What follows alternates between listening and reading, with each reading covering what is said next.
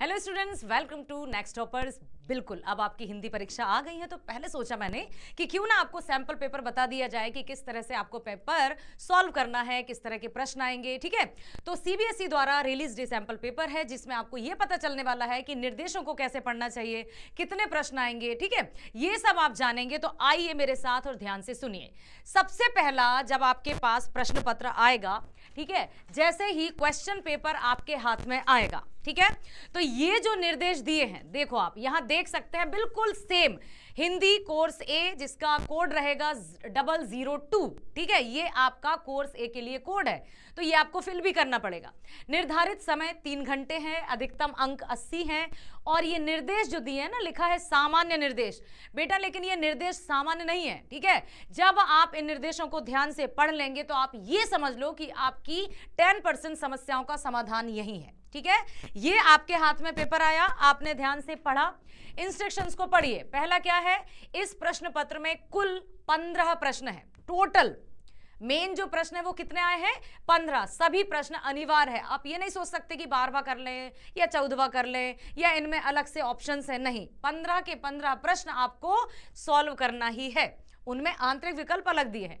इस प्रश्न पत्र में कुल 4 खंड हैं, ये याद रखिएगा। जब क्वेश्चन पेपर आपके हाथ में आएगा तो आप अच्छे से पेजेस को पलट कर देख लो कि आपके प्रश्न पत्र में का, ख, ग, घ चारों खंड हैं, तो बहुत बढ़िया, आगे बढ़ो। उसके बाद जो खंड का है उसमें कुल प्रश्न हैं कितने, 2, लेकिन जिनमें उप प्रश्नों की संख्या 10 है, क्योंकि वो हैं अपठित गद्यांश और काव्यांश। तो अपठित गद्यांश में भी 5 प्रश्न है, काव्यांश या पद्यांश में भी 5 प्रश्न है, तो कितने प्रश्न हो गए, 10। समझ में आया? तो ये 2 प्रश्न हैं और दोनों प्रश्नों के उप प्रश्नों की संख्या 10 है। उसके बाद यदि हम खंड खा की तरफ चलें तो ये है हमारा व्यवहारिक व्याकरण। व्याकरण में टोटल जो प्रश्न है वो 4 हैं, और 4 प्रश्नों में आप देखिए उप प्रश्नों की संख्या 20 है।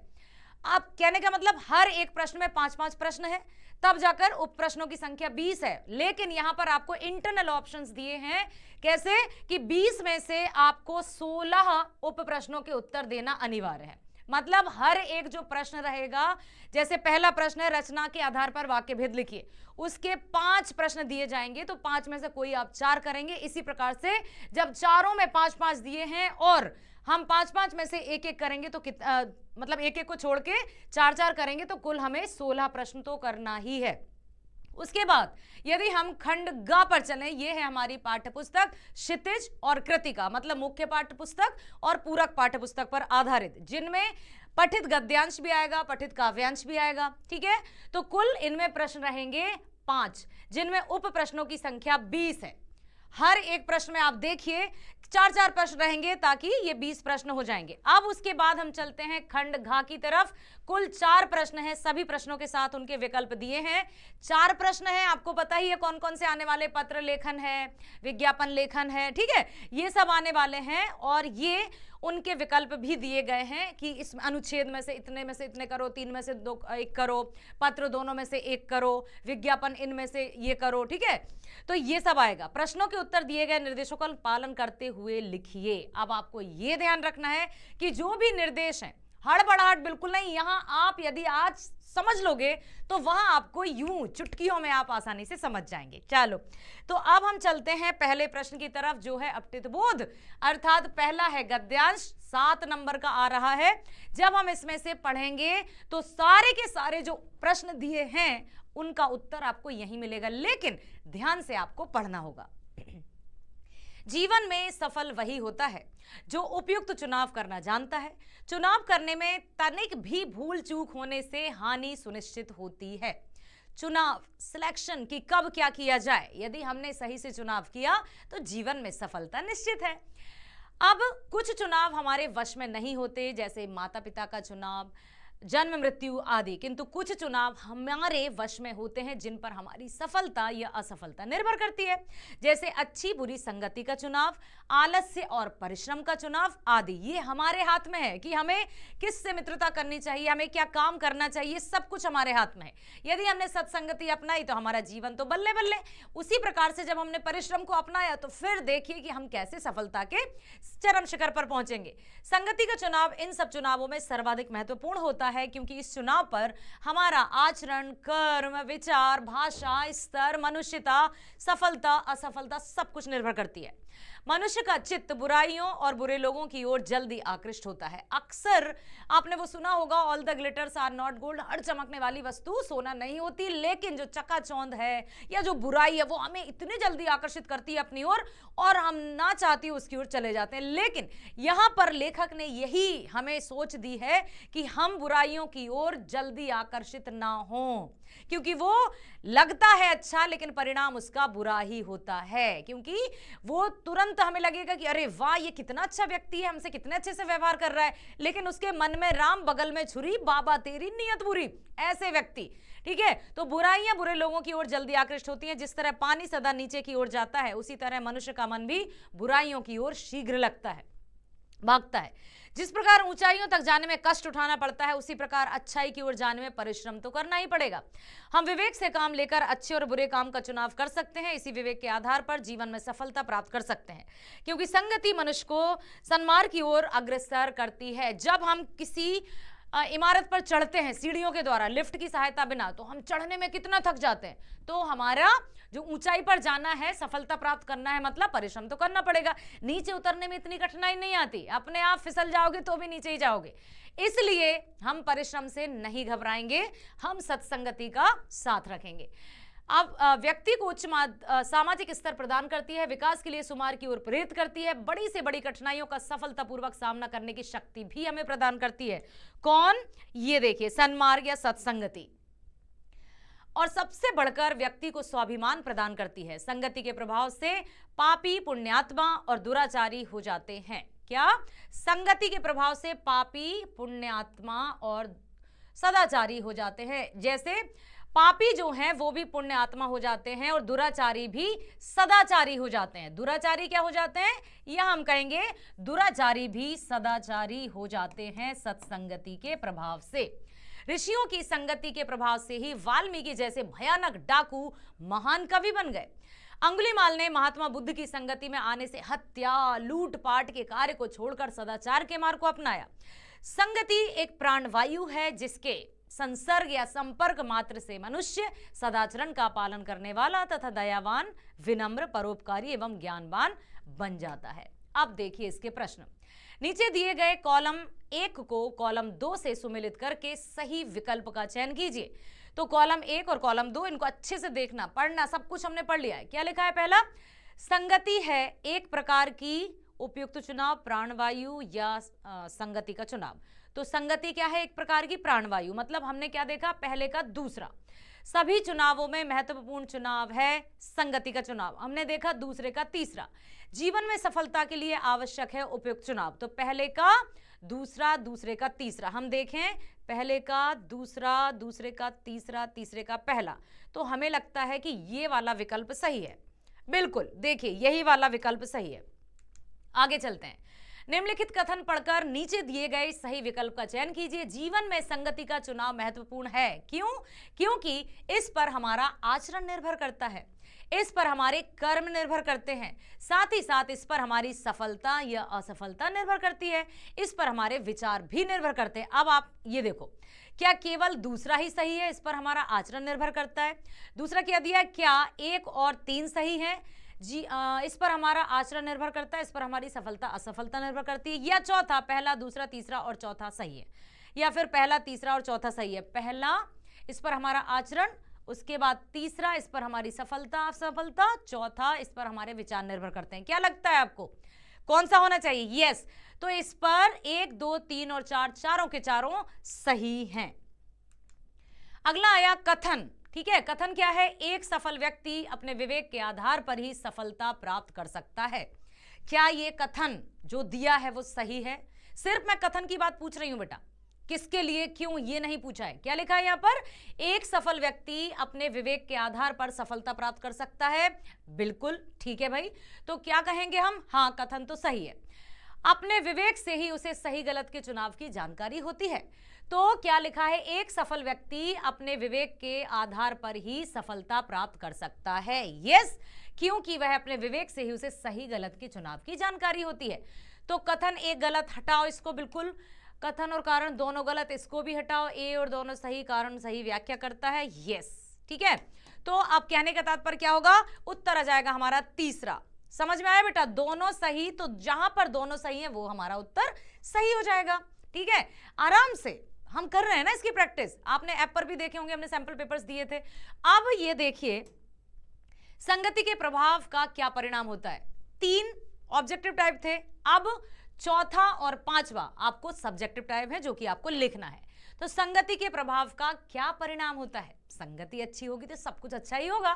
संगति के प्रभाव से पापी पुण्यात्मा और दुराचारी सदाचारी हो जाता है, ठीक है। संगति के प्रभाव से पापी पुण्यात्मा और दुराचारी सदाचारी हो जाता है, सदाचारी हो जाता है। कौन, यदि पापी व्यक्ति है तो वो पुण्यात्मा हो जाता है, और दुराचारी है तो वो सदाचारी हो जाता है। इसलिए हमें संगति का चुनाव सोच विचार कर करना चाहिए। यह संगति ही है जो मनुष्य को सुमार्ग की ओर ले जाती है। सुमार्ग मतलब अच्छा मार्ग, ठीक है। अब देखो अगला है, संगति एक प्राणवायु है। पंक्ति का आशय स्पष्ट कीजिए। कैसे संगति प्राणवायु है, ऑक्सीजन की तरह कैसे संगति काम करती है।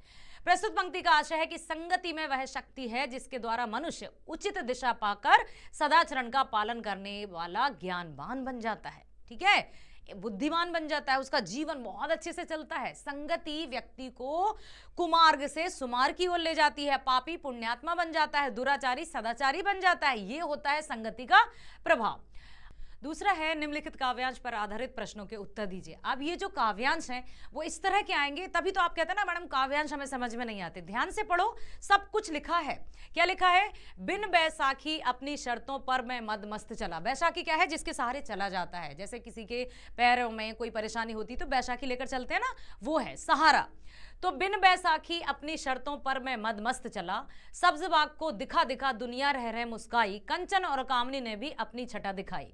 सतरंगे जग के सांचे में मैं ना कभी ढला, चिंगारी पर चलते चलते रुका झुका ना पलछिन, गिरे हुओं को राह उठाता गले लगाता अनुदिन, हलाहल पीते पीते ही मैंने जीवन भर चला। अब यहाँ कवि ने अपने जीवन की सच्चाई को उजागर किया है कि मैंने कभी भी किसी के सहारे अपना जीवन नहीं जिया है, मैंने किसी के कंधे पर रखकर बंदूक नहीं चलाई है। अर्थात मैं अपने आप को पूरा कंप्लीट मानता हूं कि मैं जो करना है भाग्य के सहारे नहीं बैठा रहा हूं। मैंने अपने आप जो ईश्वर ने मुझे पूरा दिया है ना, अच्छे से शरीर दिया है, उसका इस्तेमाल करते हुए मैंने कर्म किया। मैं हाथ पर हाथ रखकर नहीं बैठा हूं, ठीक। आगे क्या कहते हैं, कितने बढ़े जड़े द्रुत चलकर शैल शिखर श्रृंगों पर, कितने अपनी लाश लिए फिरते अपने कंधों पर। अपनी लाश लिए मतलब आलस्य का जीवन जी रहे हैं, काश कि कोई ये कर दे, काश कि कोई वो कर दे, मुझे तो कुछ करना ना पड़े, बस मैं बैठे बैठे खाऊं और सोऊं। ऐसे व्यक्ति भी रहते हैं जो आलस्य के पूरी तरह से गुलाम हो जाते हैं, वो परिश्रम से भागते हैं।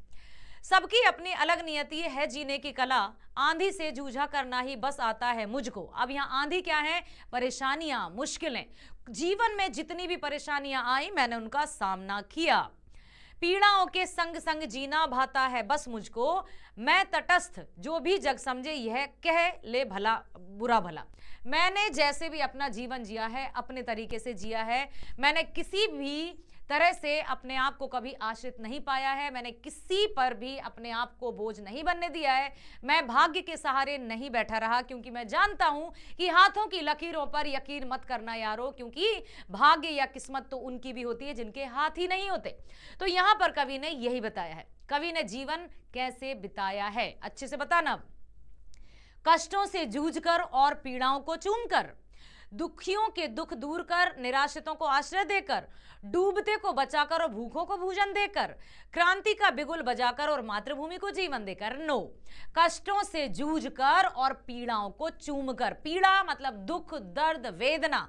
चूमकर मतलब उनका सामना करके, जो हुआ है ना उसको भी भोगा है, किसी को दोष नहीं दिया है। तो पहला ही इसका सही जवाब होगा। अगला है, इस कविता के केंद्रीय भाव हेतु दिए गए कथनों को पढ़कर सही विकल्प का चयन करना है। आप क्या लिखा है, मनुष्य को सुख दुख एक समान रहना चाहिए। क्या हम सभी को सुख या दुख में समान रहना चाहिए? बिल्कुल। मनुष्यों को कष्टों में अवलंब तलाश करना चाहिए, या फिर मनुष्य को जब जीवन में कष्ट आए तो सहारा ढूंढना चाहिए। अवलंब मतलब सहारा। मनुष्य को स्वयं को भाग्य के सहारे नहीं छोड़ना चाहिए। बिल्कुल सही है। यदि भाग्य के सहारे ही बैठे रहे तो हम तो कुछ करेंगे ही नहीं, कि जो होगा वो देखा जाएगा। मनुष्य को आंधियों के साथ जूझना चाहिए। यस, तो क्या केवल दूसरा सही है, या फिर पहला और तीसरा सही है, या फिर पहला तीसरा और चौथा सही है, या फिर पहला दूसरा तीसरा और चौथा सही है? क्या लगता है आपको? इनमें से आपको क्या लगा था कि गलत कौन सा है? मनुष्य को कष्टों में अवलंब तलाश करना चाहिए, मतलब कष्ट जब आए तो सहारा ढूंढना चाहिए। मेरे हिसाब से ये गलत है और बाकी के ठीक ठाक हैं। तो पहला, तीसरा और चौथा सही है। देखते हैं सही जवाब क्या है। पहला और तीसरा सही है। तो पहला, सुख दुख का एक समान, मनुष्य को स्वयं भाग्य के सहारे नहीं छोड़ना चाहिए। यस, आंधियों के साथ भी जूझना चाहिए, तो मनुष्य को स्वयं के भाग्य सहारे नहीं छोड़ना चाहिए, ये भी सही है। ठीक है। कथन ए, वह मनुष्य सतरंगी संसार में मोहित नहीं हो सकता। सतरंगी संसार मतलब आकर्षण से भरी हुई दुनिया, पूरी तरह से चकाचौंध से। 9th में आपने पढ़ा था उपभोक्तावाद की संस्कृति, कैसे श्यामाचरण दुबे जी ने बताया था कि ये मार्केट, ये बाजार, ये चमक दमक हमें अपनी ओर आकर्षित करती है। तो कथन ए, वह मनुष्य सतरंगी संसार में मोहित नहीं हो सकता, मतलब वो व्यक्ति किसी तरह से भी ये चमक धमक से अपने आप को मतलब उसमें नहीं बांध सकता या खुद को गुलाम नहीं कर सकता। कैसा मनुष्य? जो अपने सिद्धांतों से प्यार और सुख दुख में तटस्थ रहता है। बिल्कुल, दोनों ही सही हैं। तो अब यहां लिखा है ये गलत, ये गलत, दोनों सही हैं और सही व्याख्या करता है। बिल्कुल यही सही होगा। तो सही जवाब होगा कि कथन ए और कारण दोनों सही हैं और सही व्याख्या करता है। अगला आया, कवि को जीवन में क्या रास नहीं आया, क्या पसंद नहीं आया? मतलब मुझे भाई कहता ना कि ये तो मुझे रास नहीं आया, पसंद नहीं आया। कवि ने अपने जीवन में सुख और भोगों को स्थान नहीं दिया। वो सिर्फ सुख या ऐशो आराम के सहारे ही जीना नहीं चाहता था। वह हमेशा सभी परिस्थितियों में एक जैसा ही रहा। उसने अपने सिद्धांतों के अनुकूल जीवन जिया। दुख और सुख में उसने किसी को भी अपना सहारा नहीं बनाया, और साथ ही साथ कवि को जीवन में सुखमय क्षणों को भोगना भी रास नहीं आया, क्योंकि उसने इनके प्रति केवल तटस्थता की भूमिका ही निभाई है, कि वो समझ गया है कि सुख या दुख तो दो किनारे हैं संसार रूपी नदिया के। सुख है तो दुख भी आएगा, दुख आया तो सुख भी आएगा, क्योंकि ये वक्त गुजर जाएगा, कुछ भी रुकने वाला स्थायी नहीं है। सबकी अपनी अलग नियति है जीने की कला से कवि का क्या आशय है? कवि कहना चाहते हैं कि संसार में सबकी जीवन शैली अर्थात जीवन जीने का जो तरीका है वो सबका अलग अलग है। कोई भी समान रूप से जीवन नहीं जीता, सभी के जीवन जीने का तरीका अलग है। इसका प्रभाव पड़ता है कि कोई भी अत्यधिक उन्नति करता है अर्थात उत्तरोत्तर सफलता को प्राप्त करता है, तथा कोई सफलता ना मिलने पर निराश भी हो जाता है। किसी को सफलता मिलती जाती है, किसी को नहीं मिलती। किसी को, जैसे आपने भी देखा होगा, कुछ बहुत कम आयु में सफलता प्राप्त कर लेते हैं, कुछ पूरी जीवन बीत जाने पर भी उतनी सफलता प्राप्त नहीं कर पाते। तो सबकी अपनी अपनी नियति है। अब चलते हैं हम व्यवहारिक व्याकरण की तरफ। खंड ख पर हम पहुंच चुके हैं, जिसमें आने वाले हैं आपके प्रश्न। ठीक है, तो 5-5 प्रश्नों में आपको 4-4 प्रश्न करने होंगे। 16 नंबर की व्याकरण है। सबसे पहला प्रश्न है आपका, रचना के आधार पर वाक्य भेद। एक बार फिर से मैं आपको बता दूं कि रचना के आधार पर वाक्य भेद होते हैं 3। कौन कौन से होते हैं बेटा? सरल, बिल्कुल साधारण वाक्य जिसमें एक कर्ता एक क्रिया, संयुक्त जो सरल से बनते हैं और योजक शब्दों की सहायता से बनते हैं, और साथ ही साथ होता है मिश्र, ठीक, जिसमें एक दूसरे पर निर्भर वाक्य रहते हैं। जैसे हमने 9th क्लास में अर्थ के आधार पर वाक्य भेद पढ़ा था ना, संकेतवाचक या शर्तवाचक, वो मिश्रवाचक ही है। तो सरल में एक कर्ता एक क्रिया, राम पढ़ रहा है, खेल रहा है, ये सब आ जाएगा। अब संयुक्त क्या होंगे? सरल वाक्यों से मिलकर बनेंगे। सरल वाक्य को स्वतंत्र वाक्य भी कहा जाता है, साधारण वाक्य भी कहा जाता है, और सरल वाक्यों से मिलकर ही बनते हैं संयुक्त वाक्य। संयुक्त वाक्य कैसे जोड़ेंगे, किसकी सहायता से जोड़े जाते हैं? तो योजक शब्द या समुच्चय बोधकों की सहायता से संयुक्त वाक्यों का निर्माण होता है। कौन कौन से होते हैं ये संयुक्त? संयुक्त शब्द को जोड़ने के लिए योजक शब्द कौन कौन से होते हैं? और, एवं, तथा, किंतु, परंतु, और, एवं, ठीक है, किंतु, परंतु, लेकिन, क्योंकि ये सब के सब योजक शब्द या समुच्चय बोधक कहलाते हैं। इनको जब संयुक्त वाक्य करते हैं तो इनको जोड़ने से ही बनते हैं। मिश्र वाक्य, यदि बरसात हुई तो फसल अच्छी होगी, शर्तवाचक है कि यदि ऐसा हुआ तो वैसा होगा। समझ में आया? मिश्र वाक्य एक दूसरे पर निर्भर होते हैं, इनको तोड़कर स्वतंत्र वाक्य नहीं बनाए जा सकते। जब आपको सरल वाक्य आसानी से समझ में आ गए क्योंकि वो साधारण है, संयुक्त वाक्य आपको तुरंत समझ में आ गए क्योंकि उनमें योजक शब्द लगे हुए हैं और हमें समझ में आ रहा है कि जब तोड़ेंगे तो सरल वाक्य बन जाएंगे और जोड़ेंगे तो संयुक्त वाक्य बन जाएंगे। जब दोनों हमें अच्छे से समझ में आ गए तो तीसरा तो अपने आप समझ में आ ही जाएगा कि जो इन दोनों जैसा नहीं है वही है तीसरा, शर्तवाचक। अगला अब हम देखते हैं प्रश्न क्या लिखा है। निर्देश अनुसार वाक्य भेद पर आधारित 5 प्रश्नों में से किन्हीं 4 के उत्तर आपको देकर आना है। बहुत से बच्चे जल्दबाजी में पांचों के पांचों दे आते हैं, ऐसा मत करना। अच्छे से प्रश्नों को पढ़ना और साथ ही साथ देखना कि आपको कौन सा एकदम 100% आ रहा है, पहले उसको करो करो करो, ठीक है। जो नहीं आ रहा है उसको छोड़ाना, क्योंकि हर एक व्याकरण के प्रश्न में एक विकल्प दिया है आंतरिक रूप से। बच्चे खेलते हुए झूम उठते हैं। प्रस्तुत वाक्य का रचना के आधार पर भेद बताइए। बच्चे खेलते हुए झूम उठते हैं, कौन सा वाक्य लग रहा है? क्या ये सरल वाक्य है? क्या ये संयुक्त है? इसमें और एवं तथा किंतु परंतु लेकिन क्योंकि लगा है? नहीं, मतलब संयुक्त नहीं है। क्या ये शर्तवाचक है कि खेलेंगे तो झूमेंगे? नहीं, मतलब ये है हमारा सरल वाक्य, क्योंकि ये आसानी से समझने वाला है। बच्चे खेलते हुए झूम उठते हैं, सरल वाक्य। अगला है रीता पढ़ रही है और लिख रही है। अब ये जो संयोजक या योजक शब्द हैं वो दो वाक्यों को जोड़ने का काम करते हैं। दो वाक्यों को जोड़ने का काम करते हैं योजक शब्द, इतना ध्यान रखना। कभी कभी सरल वाक्य में दो शब्दों के बीच में और लग जाता है तो बच्चे कहते हैं कि मैडम यहां भी तो और है, ये भी संयुक्त हुआ ना। बेटा ध्यान रखिए कि योजक शब्द दो वाक्यों को जोड़ने का काम करते हैं, तब संयुक्त वाक्य होगा। तो यहां दो वाक्य हैं, सीता पढ़ रही है और लिख रही है, तो ये सरल वाक्य में हमें परिवर्तन करना है। तो क्या करेंगे? सीता पढ़ कर लिख रही है। समझ में आया? सीता पढ़कर लिख रही है। रघु सड़क पर चल रहा था, उसे एक सांप दिखाई दिया। इसे संयुक्त वाक्य में परिवर्तित कीजिए। अब आप ये बताइए ये है कौन सा वाक्य? रघु सड़क पर चल रहा था, किसके लिए है? उसे, रघु के लिए। अब यहां पर रघु के लिए उसे आया, एक सांप दिखाई दिया, दिया है आपको कि संयुक्त वाक्य में बदलना है। क्या आपको लग रहा है कि ये सरल है? नहीं है, संयुक्त बदलने को कहा गया है। मतलब ये है कौन सा? ये है मिश्र वाक्य की रघु सड़क पर चल रहा था, उसे एक सांप दिखाई दिया। तो हम संयुक्त वाक्य में बदलेंगे तो क्या लगाएंगे? और, एवं, तथा, किंतु परंतु, जो यहां पर सुटेबल लगे। तो रघु सड़क पर चल रहा था और उसे एक सांप दिखाई दिया, हो गया। अगला है पत्नी के बीमार होने के कारण वह कार्यालय नहीं गया। पत्नी के बीमार होने के कारण वह कार्यालय नहीं गया। मिश्र वाक्य में बदलना है इसको, साधारण ही है। पत्नी के बीमार होने के कारण वह कार्यालय नहीं गया, वह कार्यालय नहीं गया। बताइए बताइए, वह इसलिए कार्यालय नहीं गया क्योंकि उसकी पत्नी बीमार है। इसलिए, क्योंकि, तो इसलिए क्योंकि जब लगा तो वो मिश्र हो गया। वह कार्यालय नहीं गया, क्यों नहीं गया? क्योंकि बीमार थी। तो वह कार्यालय इसलिए नहीं गया क्योंकि उसकी पत्नी बीमार है। अब हम चलते हैं, जब आज धूप निकली तब हम खेलने के लिए गए। मिश्र वाक्य है कि जब और तब, तो बदलना किसमें है? ओहो, मैंने बता ही दिया। ये आपको रचना के आधार पर वाक्य का भेद भी बताना है। कभी आपको परिवर्तन करना है, कभी आपको उसका भेद बताना है। तो जब आज धूप निकली तब हम खेलने गए, तो जब और तब एक दूसरे पर निर्भर है। तो ये कौन सा वाक्य हुआ? मिश्र वाक्य।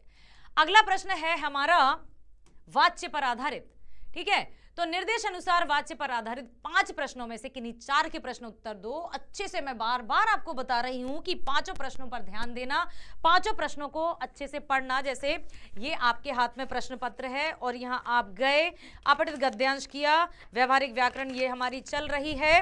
और जब हम जाएंगे तो आप पांचों पर अच्छे से ध्यान देना। जो पांचों में से आपको लगता है, जरा सा भी आपको लग रहा है कि नहीं मुझे ये नहीं आ पाएगा, तो उसको आप छोड़ाना, बाकी के 4 आप कर लेना, ठीक है बेटा। क्या लिखा है? शीला अग्रवाल द्वारा लेखिका के साहित्य का दायरा बढ़ाया गया। अब आपको यह पता होना चाहिए कि वाच्य होते क्या हैं। वाच्य क्या होते हैं? क्रिया के रूपांतरण, जैसे कर्तृवाच्य, कर्मवाच्य और भाववाच्य, ये भी 3 होते हैं, ठीक है। कर्तृवाच्य, भाववाच्य, कर्मवाच्य और भाववाच्य। अब मैं आपको बता दूं, ध्यान दीजिए, क्या है कर्तृवाच्य में कर्ता प्रमुख, कर्म में कर्म प्रमुख और भाव में भाव प्रमुख। अब इनकी क्या पहचान है, कैसे आप समझोगे? ये तो बिल्कुल साधारण वाक्य है कर्तृवाच्य। कर्मवाच्य में द्वारा, अधिकतर आप देखेंगे तो वहां द्वारा लगा रहेगा, 90% वहां पर आपको द्वारा आएगा, और यदि से कहीं आए तो वो 10% आता है। ठीक उसी तरह से भाव में से 90% रहता है, कभी कभी द्वारा भी आ जाता है 10%, लेकिन ये सबसे बड़ी पहचान है कि कर्म में द्वारा 90% आएगा, कभी कभी से। जैसे मां से खाना बनाया जा रहा है तो कर्मवाच्य है, जबकि वहां पर आप देखो ना, यहाँ कर्म प्रधान है कि खाना बनाया जा रहा है, किसके द्वारा? मां के द्वारा। मां से या मां के द्वारा, दोनों लिख सकते हैं, ठीक है। तो अब यहां प्रश्न क्या है? शीला अग्रवाल द्वारा लेखिका के साहित्य का दायरा बढ़ाया गया, कर्तृवाच्य में परिवर्तित कीजिए। है अभी किसमें? ये कर्मवाच्य में। तो शीला अग्रवाल ने लेखिका के साहित्य का दायरा बढ़ाया। ठीक है, समझ में आया? कर्तृवाच्य हमें लिखना है सिंपल, अभी यह है कर्मवाच्य में, और हमें लिखना है कर्त, तो शीला अग्रवाल ने लेखिका के साहित्य का दायरा बढ़ाया। सिंपल वाक्य में चेंज करना है, कर्तृवाच्य मतलब साधारण। दूसरा है, क्या यह पत्र तुम्हारे द्वारा लिखा गया है? वाच्य का प्रकार बताइए। क्या यह पत्र तुम्हारे द्वारा लिखा गया है? अभी अभी मैंने आपको बताया कि जब द्वारा है मतलब कर्मवाच्य है। अगला, पुलिस द्वारा चेतावनी दी गई, कर्तृवाच्य में परिवर्तित कीजिए। अभी कौन सा है ये? कर्म। पुलिस ने चेतावनी दी, कर्तृवाच्य, पुलिस ने चेतावनी दी। मैं अब नहीं खा पाता, मैं अब नहीं खा पाता, ये कर्तृवाच्य है। अब इसको बदलना किसमें है? भाव में। तो हम क्या कहेंगे? मुझसे अब नहीं खाया जाता। मुझसे लग गया ना, यहाँ मैंने बताया था ना कि भाववाच्य में से 99% लगता है, ठीक है। तो यहाँ मुझसे नहीं खाया जाता। अगला है, पक्षी बाग छोड़कर नहीं उड़े, कर्मवाच्य में परिवर्तित कीजिए। कर्मवाच्य में जल्दी बताओ क्या होगा?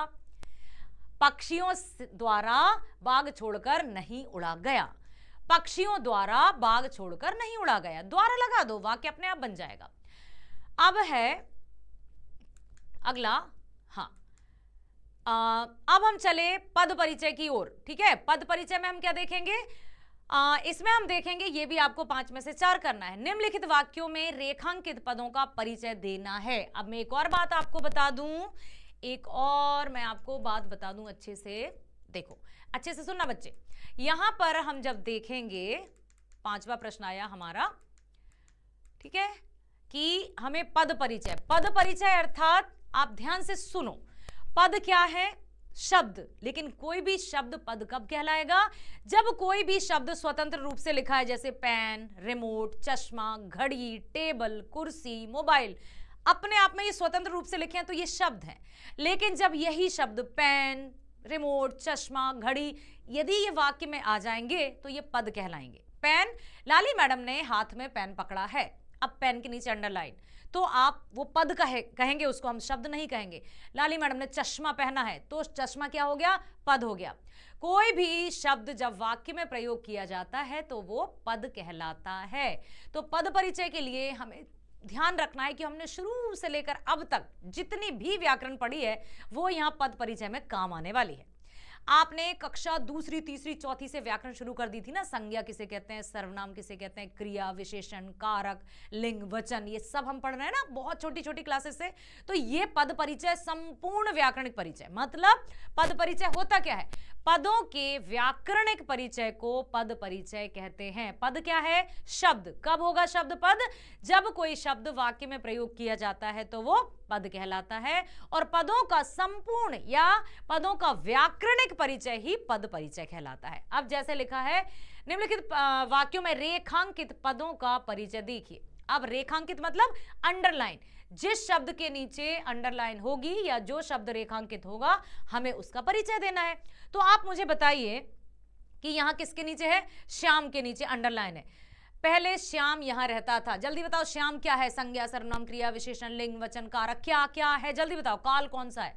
तो श्याम कौन सी? संज्ञा। व्यक्तिवाचक संज्ञा, व्यक्तिवाचक संज्ञा, स्त्रीलिंग, पुल्लिंग, पुल्लिंग, एक वचन, बहुवचन, एक वचन, ठीक है। तो ये इसका परिचय हो जाएगा। श्याम व्यक्तिवाचक संज्ञा, पुल्लिंग, एक वचन, कर्ता, कारक। सिंपल, आपको पूरा 1 नंबर मिल जाएगा। अगला है, उन्होंने मुझे इनाम में 10 रुपए, 10 रुपए के नीचे अंडरलाइन है। रुको, तो यहां पर हम देखें कि 10 रुपए, 10 रुपए के नीचे अंडरलाइन है, तो उन्होंने मुझे इनाम में 10 रुपए दिए। तो अब आप बताइए 10 रुपए क्या है? रुपए क्या है? जातिवाचक संज्ञा। एक वचन है या बहुवचन है? 10 है तो बहुवचन है, ठीक है। तो अब देखो, रुपए जातिवाचक संज्ञा, बहुवचन, पुल्लिंग, कर्म कारक। अगला हम चलते हैं, दौड़कर बाजार चले जाओ। दौड़कर के नीचे अंडरलाइन है, तो दौड़कर बाजार चले जाओ। तो दौड़कर कैसे चले जाओ बाजार? दौड़कर चले जाओ। जहां कैसे प्रश्न आता है वहां क्रिया, क्रिया में भी कौन सी क्रिया? रीतिवाचक क्रिया, ठीक है। तो दौड़कर में पूर्वकालिक रीतिवाचक क्रिया विशेषण, क्योंकि क्रिया है ना। दौड़कर चले जाना मतलब आना जाना, खाना पीना, सोना जागना, खाना, सब कुछ क्या है? क्रिया, ठीक है। तो यहां पर पूर्वकालिक चले जाओ और रीतिवाचक कैसे चले जाओ? दौड़कर चले जाओ। तो जहां कैसे प्रश्न है वहां रीतिवाचक है, जहां कहां प्रश्न है वहां स्थानवाचक है, ठीक है। जहां कब है वहां कालवाचक है, क्योंकि कब मतलब समय की ओर संकेत कर रहा है। समूचा गांव खेतों में उतर पड़ा है। अकर्मक क्रिया, आसन्न भूत कर्तृवाच्य। आप ये भी बताइए कि ये समूचा, ये कर्तृवाच्य है, कर्मवाच्य है या भाववाच्य है, सरल है, संयुक्त है या मिश्र। आप संपूर्ण वाक्य का भी परिचय दे सकते हैं, क्योंकि उसमें क्या पूछा है? पद परिचय, मतलब व्याकरणिक परिचय। तो अकर्मक संयुक्त क्रिया है, आसन्न भूतकाल है, पड़ा है। समूचा गांव खेतों में उतर पड़ा है। अब हम कहेंगे भूतकाल कैसे? यहां तो है, ठीक है लिखा है, मतलब वर्तमान काल होना चाहिए। आसन मतलब बिल्कुल अभी, कि अभी अभी ये सब हो रहा है, हो चुका है लेकिन हो भी रहा है, ठीक। चलो आगे चलते हैं। वह यहां अपने आप आया था, आप वहां कल चले जाते। तो वह यहां अपने आप वहां कल चले जाते। अपने आप में क्या है? आपने सर्वनाम के भेद पढ़े हैं ना, निजवाचक सर्वनाम। सर्वनाम के 6 भेद होते हैं, पुरुषवाचक, निश्चय, अनिश्चय, प्रश्न, संबंध, निजवाचक। तो ये निजवाचक सर्वनाम में आएगा ना, अपने आप, मैं अपने आप अपना काम कर लूंगा। तो ये तो आ गया निजवाचक। पहला आप किसके लिए? सर्वनाम, वो भी निजवाचक सर्वनाम। मैं अपना काम खुद कर लूंगा, अपने आप चला जाऊंगा, निजवाचक सर्वनाम। आप वहां कल चले जाते, आप वहां कल चले जाते। तो ये आएगा आपका सार्वनामिक के लिए, ठीक है। अन्य पुरुषवाचक। अब अन्य पुरुषवाचक, पुरुषवाचक के 3 होते हैं। पहला होता है, आप देखिए, जैसे मुख्य, मध्य और अन्य। तो उत्तम पुरुष आप कौन है? मध्यम, और जिसके बारे में हम बात कर रहे हैं वो अन्य पुरुष। तो आप आएगा निजवाचक के लिए और दूसरा आएगा अन्य पुरुषवाचक, मैं, आप और वे। व्यवहारिक व्याकरण में अब हम चले 6वें प्रश्न पर, वो है अलंकार। अलंकार आपके अर्थ अलंकार से आपके 5 अलंकार शामिल हैं, जिसमें उपमा, रूपक, उत्प्रेक्षा, मानवीकरण और अतिशयोक्ति शामिल है। तो उपमा मैं बता दूं आपको, थोड़ा जल्दी से समझ लीजिए आप। उपमा, रूपक, उत्प्रेक्षा,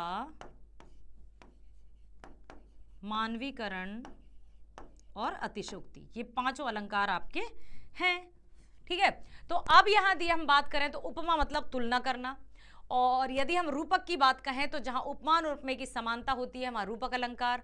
अब चले हम उत्प्रेक्षा का अर्थ होता है संभावना करना, कि जैसे, मानो, मनहु, जानो, जनहु।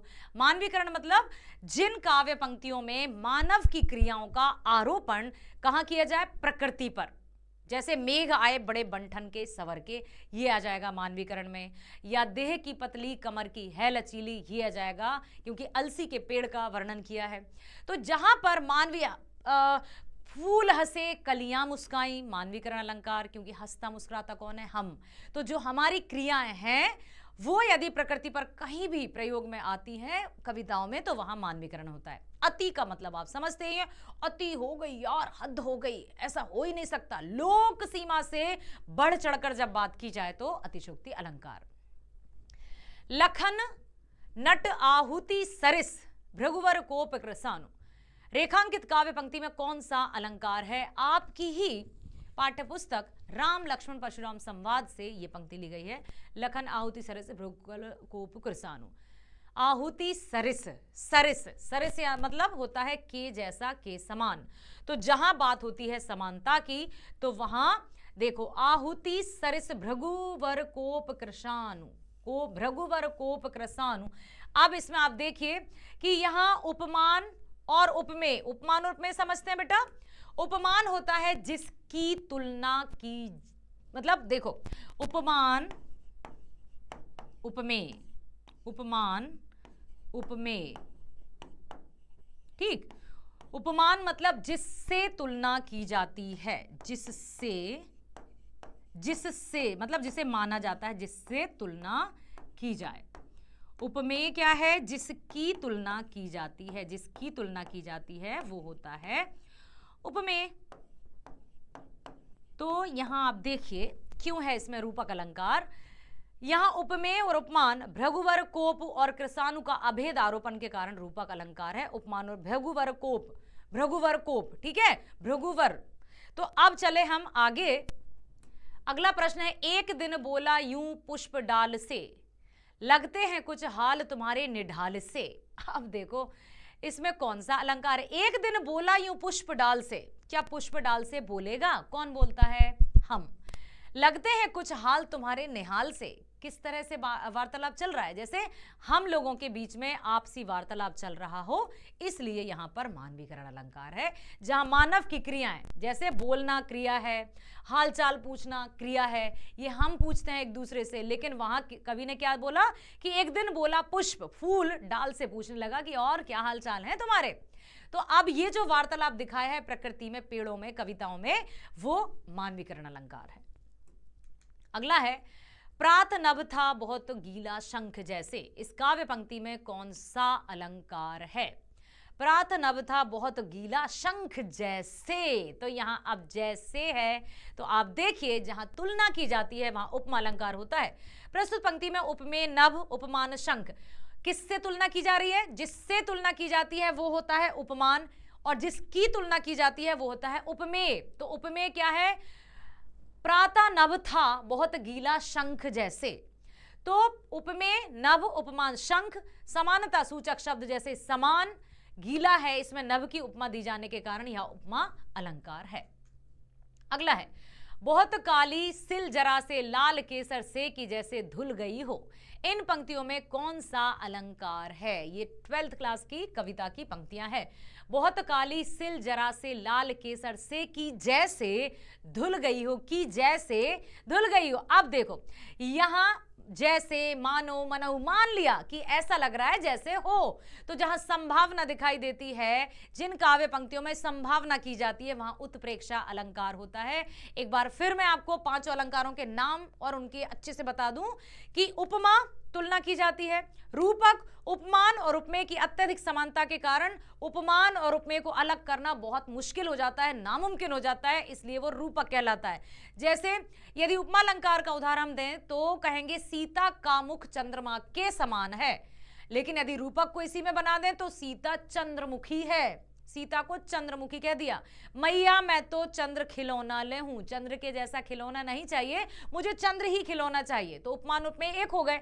जहां उपमान और उपमेय बहुत अधिक समानता के कारण एक से नजर आए, बीच में कभी कभी योजक चिन्ह भी नजर आता है। जैसे समझ में आया? पायो जी मैंने राम रतन धन पायो, यहां भी रूपक अलंकार है। तो यहां पर बहुत काली लाल जरा से लाल केसर से की जैसे धुल गई हो, यहां उत्प्रेक्षा अलंकार है क्योंकि यह संभावना बताई जा रही है। अगला प्रश्न है, मैं बरजी कै बार तू इत कल लेती करोट, पंखुरी लगे गुलाब की परी है गात खरोट। आप बताइए इन काव्य पंक्तियों में कौन सा अलंकार है? मैं बरजी कै बार तू एक इतकल लेती करोट, करोट मतलब करवट लेना, पंखुरी लगे गुलाब की परी है गात खरोट। ओ माय गॉड, ऐसा लगता है जैसे परियों के जैसे गा रही हो, खर्राटे में क्या। अब देखो यहाँ गुलाब की पंखुड़ियों से चोट लगने की बात की गई जो असंभव है। क्या कभी गुलाब की पंक्तियों से पंखुड़ियों से किसी को चोट लगती है? कितनी हद वाली नहीं बता दी कि सॉफ्ट से सॉफ्ट कोई भी कोमल परी कोई भी होगी, गुलाब की पंखुड़ियों से किसी को चोट तो नहीं लगेगी। तो मैं बरजी कहवार तू इतकल लेती करोट, पंखुड़ी लगे गुलाब की परी है गात खरोट। तो यहाँ गुलाब की पंखुड़ियों से चोट लगने की बात कही गई है जो कि असंभव है, इसलिए यहाँ पर अतिशोक्ति अलंकार है। जहां लोक सीमा से बढ़ चढ़कर बात की जाए वहां अतिशोक्ति अलंकार। अब हम पहुंचे हैं अपने खंड गा की तरफ, जो है पाठ्य पुस्तक और पूरक पाठ्य पुस्तक। अब ध्यान से देखिए कि आपके जो पाठ हैं, जो आपके पाठ्यक्रम में शामिल हैं, उन्हीं में से यहां पर गद्यांश दिए गया है। अब आपको यह देखना होगा पढ़ते ही कि यह कौन से पाठ का है, बताना मुझे कौन से चैप्टर का है।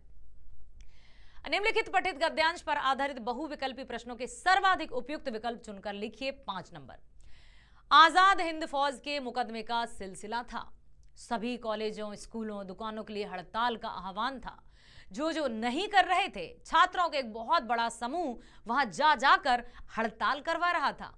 शाम को अजमेर के सभी विद्यार्थी वर्ग चौपड़ मुख्य बाजार का चौराहा पर इकट्ठे हुए और फिर हुई भाषणबाजी। इस बीच पिताजी के एक निहायत ही दकियानूसी मतलब पुरानी सोच रखने वाले मित्र ने घर आकर अच्छी तरह से पिताजी की लू उतारी। लू उतारना मुहावरा का प्रयोग कर दिया, मतलब अच्छी खबर ली उन्होंने कि क्या तुम भी यहां बैठे रहते हो। अरे उस मन्नू की तो मत मारी गई है, पर भंडारी जी आपको क्या हुआ? ठीक है, आपने लड़कियों को आजादी दी, पर देखते आप जाने कैसे कैसे उल्टे सीधे लड़कों के साथ सड़कें नापती फिर रही है, हड़तालें करवाती फिर रही है, हुड़दंग मचाती फिर रही है। हमारे आपके घरों की लड़कियों को शोभा देता है ये सब? कोई मान मर्यादा, इज्जत, आबरू का ख्याल भी रह गया है आपको या नहीं? कौन सा पाठ है? एक कहानी यह भी मन्नू भंडारी जी द्वारा रचित। मन्नू भंडारी जी का जन्म 1931 में। अब आया इसका प्रश्न। प्रश्न क्या आया? कथन ए, आजाद हिंद फौज के मुकदमे का सिलसिला था। अब देखो, कथन ए, आजाद हिंद फौज के मुकदमे का सिलसिला था।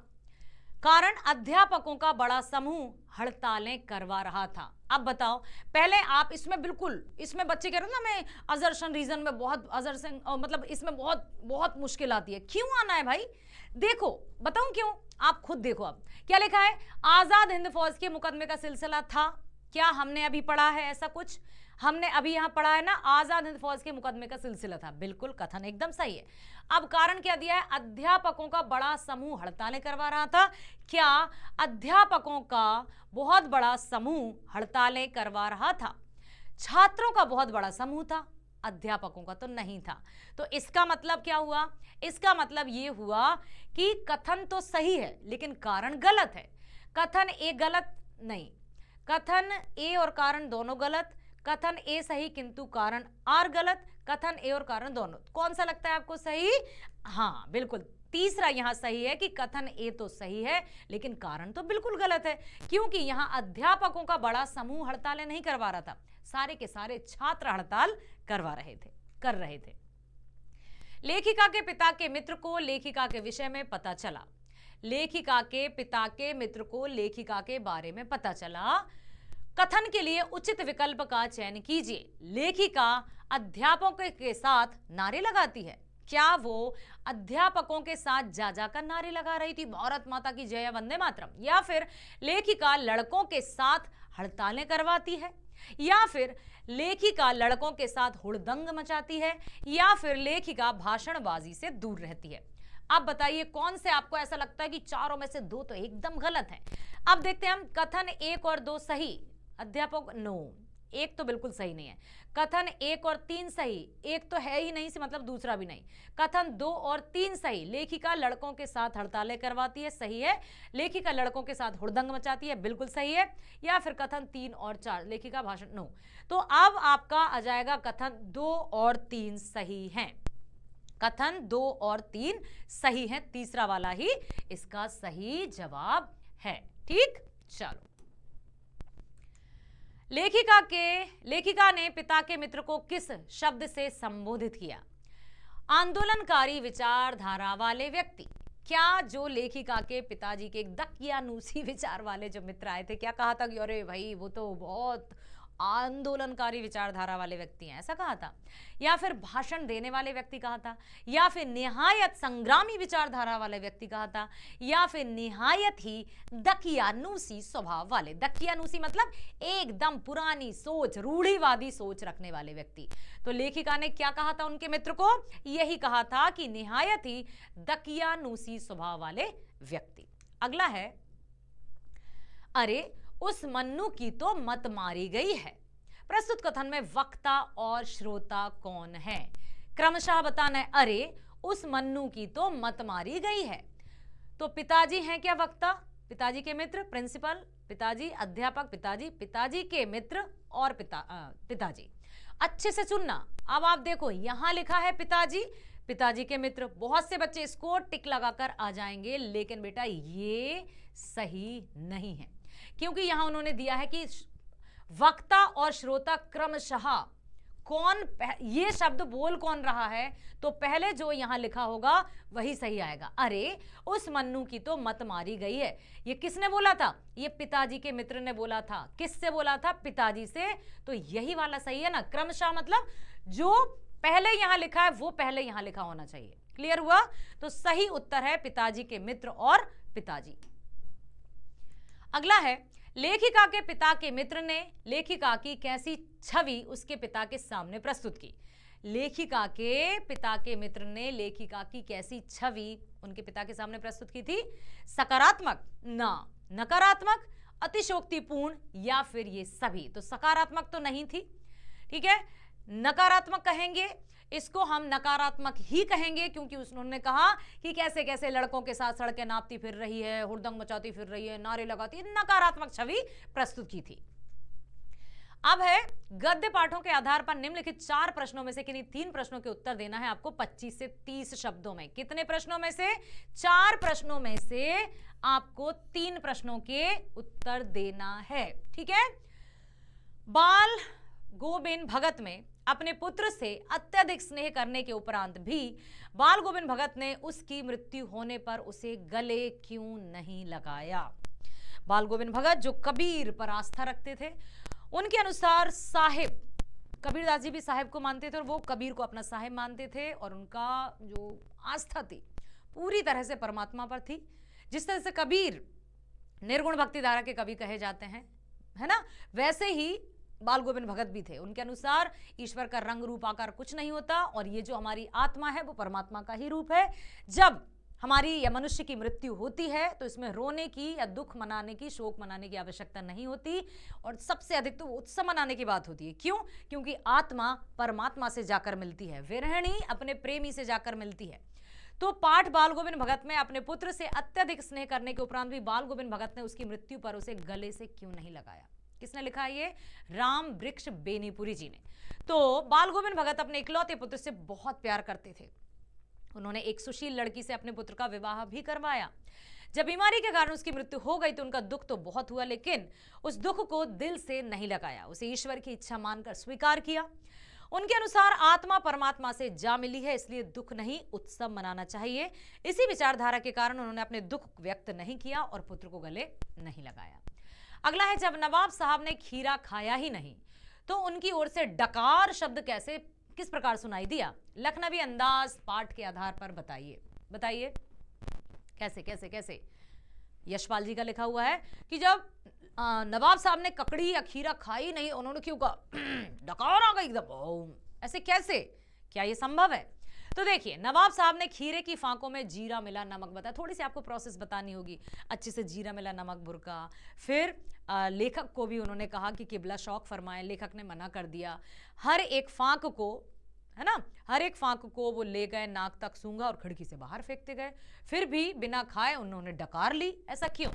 तो नवाब साहब ने खीरे की फांकों में जीरा नमक लगाया, उन पर थोड़ी सी मिर्च डाली, उसके बाद उन्होंने सूंघ सूंघ कर फांकों को एक एक करके ट्रेन की खिड़की से बाहर फेंक दिया, क्योंकि लेखक ने खीरे को स्वास्थ्य हानिकारक बताया। खीरे को ना खाने पर भी केवल उसे सूंघ लेने से नवाब साहब पर परम संतुष्टि हो गई। इसी कारण खीरा ना खाने पर भी उनकी ओर से डकार का शब्द सुनाई दिया। अगला है, आपके विचार से पानवाला या कैप्टन में से असली लंगड़ा कौन है? नेताजी का चश्मा पाठ के आधार पर तर्क सहित उत्तर दीजिए। क्या कहा था?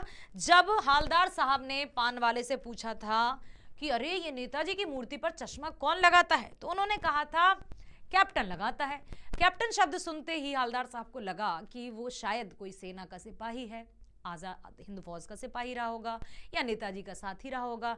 तो बोले अच्छा क्या फौज में थे? तो पानवाला हंसा और उसने कहा पागल है पागल, वो लंगड़ा क्या जाएगा फौज में। इस तरह से उसने पान वाले का मतलब चश्मे वाले का कैप्टन का मजाक उड़ाया। किसने? पान वाले ने। इस तरह से पान वाले द्वारा कैप्टन का मजाक उड़ाना हालदार साहब को बिल्कुल अच्छा नहीं लगा। प्रश्न क्या है? आपके विचार से पान वाला या कैप्टन में से असली लंगड़ा कौन है?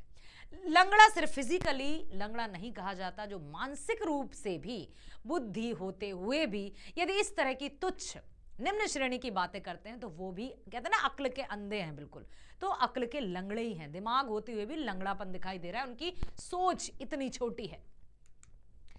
शारीरिक दृष्टिकोण से देखा जाए तो कैप्टन लंगड़ा है, परंतु असली लंगड़ा पान वाला है। कैप्टन की विकलांगता ईश्वर प्रदत्त है।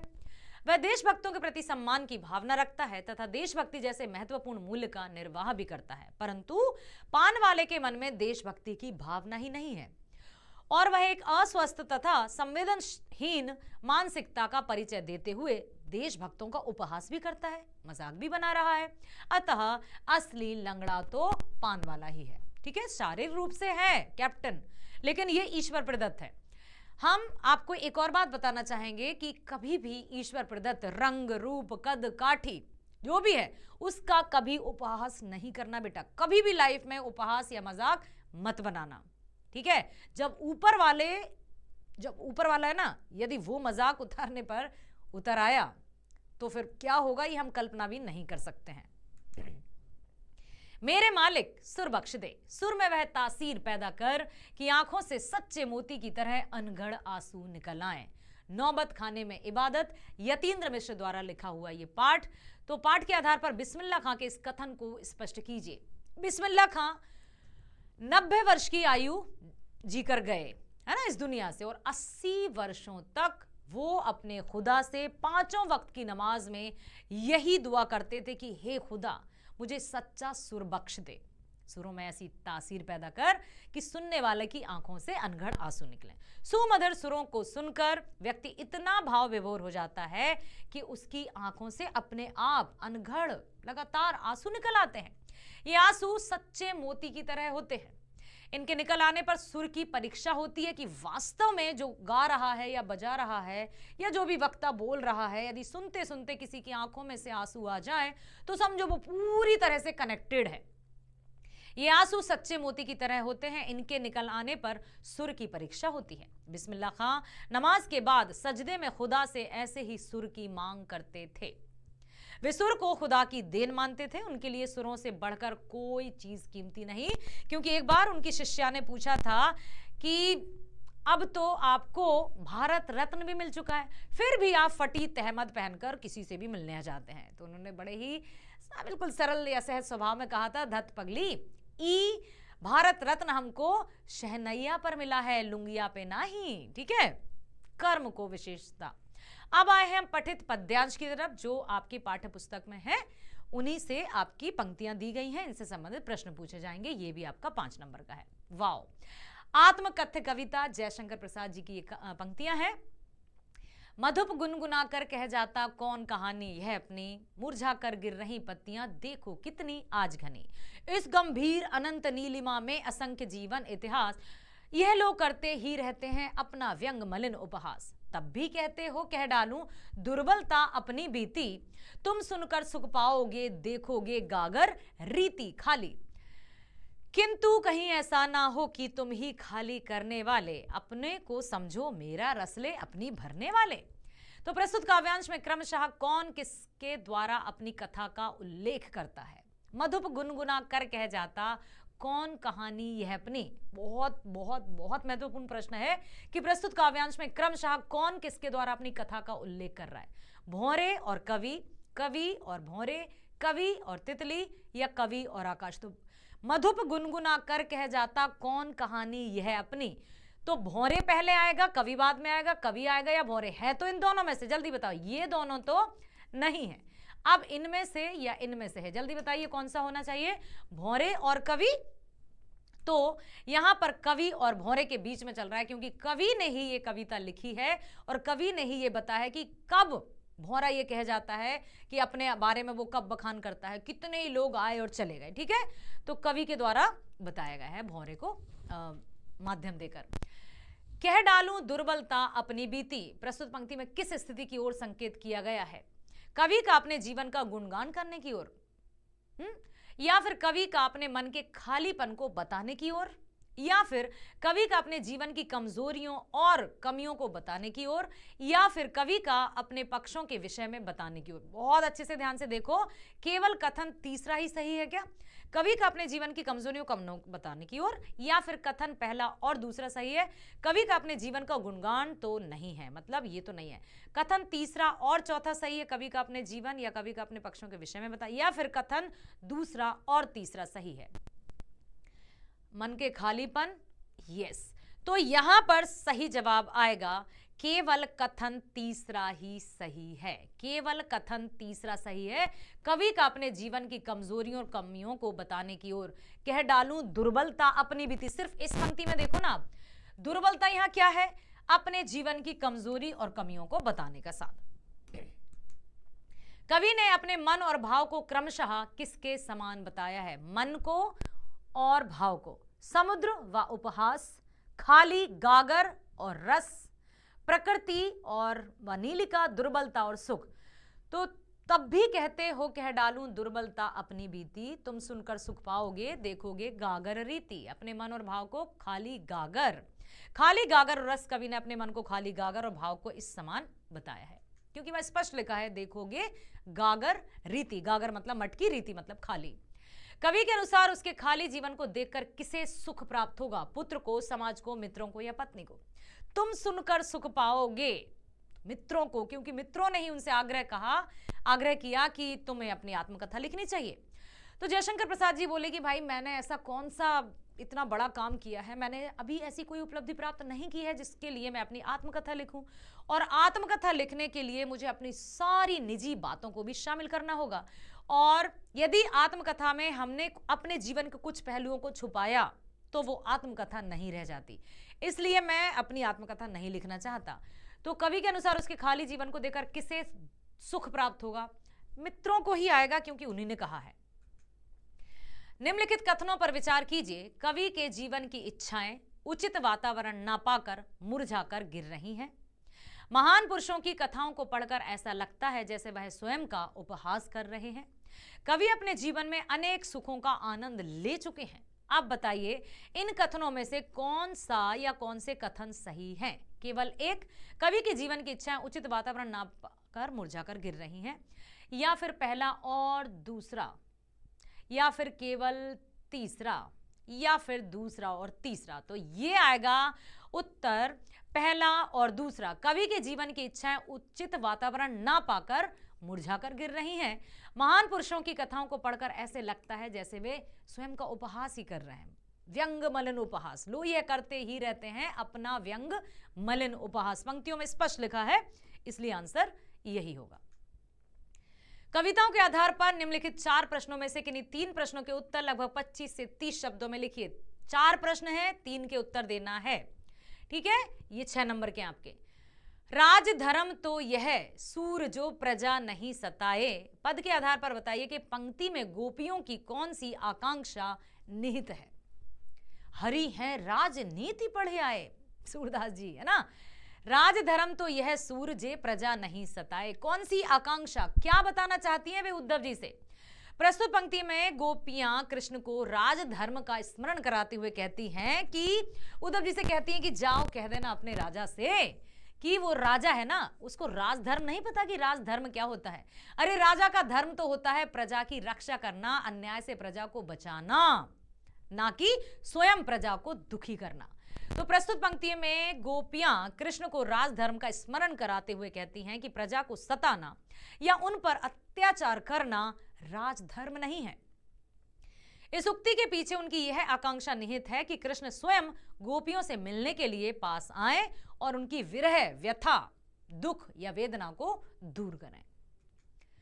उत्साह कविता के आधार पर बताइए कि कवि ने किसके विरोध पर बल दिया है? उत्साह जय निराला, सूर्यकांत त्रिपाठी निराला जी की कविता है। तो उत्साह कविता के आधार पर कवि ने किसके विरोध पर बल दिया है? तो उत्साह एक प्रतीकात्मक कविता है जिसमें कवि निराला ने बादलों के माध्यम से सामाजिक विकृतियों का विरोध किया है, क्योंकि बादलों के माध्यम से उन्होंने बादलों को क्या बताया है? क्रांतिकारी के रूप में, कि किस तरह से जो शोषण वर्ग के लोग हैं, शोषक करते रहते हैं, शोषण करते हैं, तो बेचारा शोषक वर्ग हमेशा ऐसा लगता है कि वो कैसे अपना जीवन जिए। फिर कहीं से क्रांतिकारियों की आवाज आती है, उनको क्रांतिकारी सहारा देते हैं। तो क्या बताया है, जिसमें कवि निराला ने बादलों के माध्यम से सामाजिक विकृतियों का विरोध करने पर बल दिया है। उनका मानना है कि समाज में परिवर्तन केवल क्रांति के माध्यम से ही लाया जा सकता है, और क्रांति का अर्थ ही होता है समाज में सकारात्मक परिवर्तन। संगतकार कविता के आधार पर बताइए कि संगतकार द्वारा स्थाई को संभाल रखने की तुलना किन किन बातों से की गई है। तो संगतकार द्वारा स्थाई को संभाले रखने की तुलना मुख्य गायक के गायन के उपरांत पीछे छूटे छूटे हुए सामानों को समेटने से की गई है, क्योंकि सुरों के साथ उसके सामान को संभालना अपना उत्तरदायित्व समझता है वो।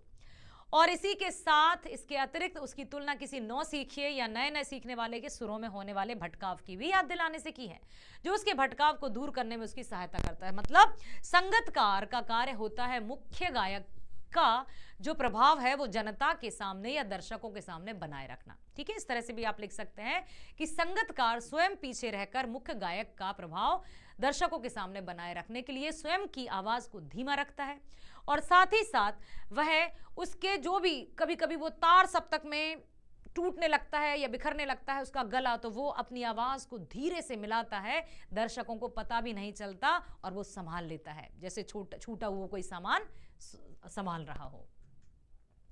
क्रोध से बात और अधिक बिगड़ जाती है। राम लक्ष्मण परशुराम संवाद कविता के आलोक में इस कथन की पुष्टि कीजिए। एक प्रश्न भी था कि शक्ति साहस के साथ यदि विनम्रता हो तो बहुत अच्छी बात है।